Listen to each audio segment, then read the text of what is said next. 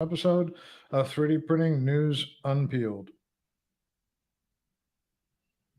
And today we're going to talk to you about some news. Now, the first news is something that I'm bringing it up because it may have passed you by a little bit. There were a lot of new technology announcements last year and new things. One of the most exciting ones kind of slipped a lot of people by. So I thought I'd point it out again. So Concordia scientists at the university in Canada have been developing a 3D printing with sound process.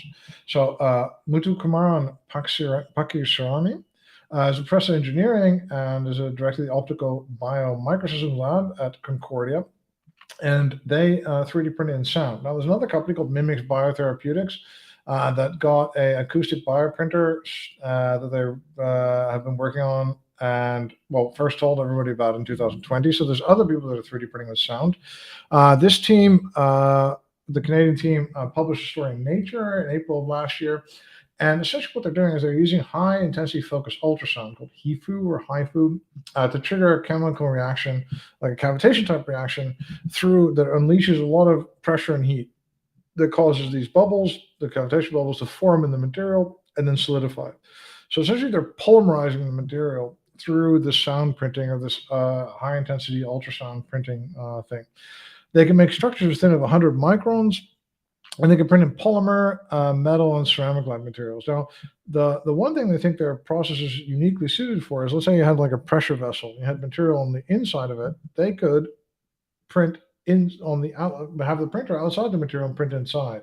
And they hope to do this inside the body as well, so they could inject the 3D printing material into the person or through a keyhole surgery or something like this, put the material inside, and then with the printer on the outside, push the sound waves through to print the thing on the inside of your body.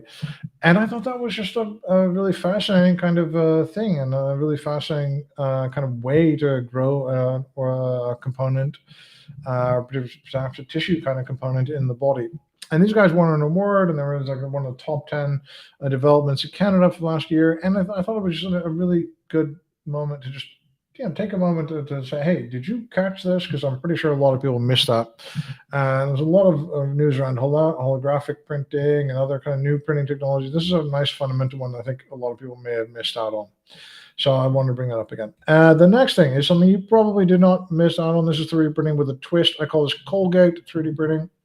This is Jennifer Lewis's Wyss lab at Harvard, who brought us a lot of exciting news over the years. This is work done by Natalie Larson together with Jochen Müller, Alice Chortos, and Zoe Davidson.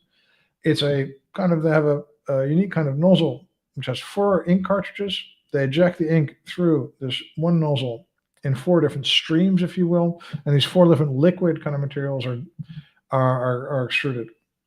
Now, this nozzle can twist and turn, which means that we can make helical shapes inside of this this kind of structure we're extruding. So we're liquid extruding the layer, and inside the layer we can change these helix structures. We can compress them, we can draw them out, we can reverse them, and that allows us to do lots of different things. Now, if we start then experimenting with putting like conductive materials, all sorts of other stuff inside, then we get even more different results. What they've been trying to do is to control the properties with using this rotation.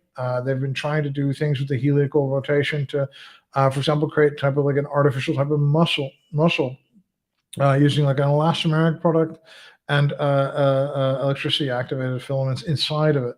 And then they change the responsiveness of this muscle and through changing these helical structures. This is a technology with a lot of promise. We don't know if it's got real life application, but if you look at towards like the soft robotics type of area and all these kind of things, it seems like it could really do a lot of cool things. And we don't know what it's going to do in industry yet, but it's nice to see something new and something. Yeah, this is one of these ones where you're like, wow, other people could have come up with that one, but that's still quite cutting edge thing really for people to come up with right now. The next thing has to do, well, we're back on the desktop again with IDEX. So independent dual extrusion nozzles they're finicky, to be honest. It's a beautiful thing. It's a wonderful kind of idea to have 2 nozzles move independently of each other and print multiple things, or print a big object with multiple nozzles, or do really cool IDEX things. But we all know that IDEX printers day to day are not great. It's very difficult, and it's very difficult to keep them calibrated. So there's a company called Ember Prototypes, and they have made a camera-assisted XY calibration tool to do the offset calibration between the dual extruders. XY offset collaboration between these dual extruded. So you don't have to, unless you spend all this time printing line patterns and all this kind of stuff. In 5 minutes, with the aid of this camera, you can calibrate both of your nozzles and the distance between them, of course, to see if they're correct. This is way faster than you would need to also, and you could imagine that this would be so easy and much more easier to do and faster to do that people calibrate on schedule and really keep their printers in tip-top shape. So generally, wonderful development, this. What I like even more than this is they're selling this camera for $40. So for $40, you just buy this thing, pop it in your printer, and good to go. And I think this is a fantastic device that Ember Prototypes made here.